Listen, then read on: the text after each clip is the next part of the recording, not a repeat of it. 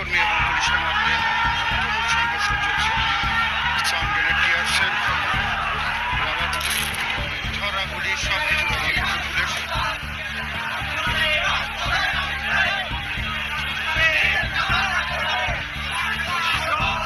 নেতাকর্মীরা মিছিল নিয়ে আমাদের পুলিশের উপর আক্রমণ করে পুলিশকে আহত করে। 15ই আগস্ট ঘিরে ধানমন্ডির 32 নম্বরে পুলিশের কড়া নিরাপত্তার মধ্যেও আওয়ামী লীগ সমর্থকদের মিছিল এবং বিক্ষোভ তারা ব্যারিকেড ভেঙে আন্দোলনে পুলিশের সঙ্গে তুমুল সংঘর্ষের রণক্ষেত্র পরিণত হয় ধানমন্ডির 32 নম্বর এলাকাটি।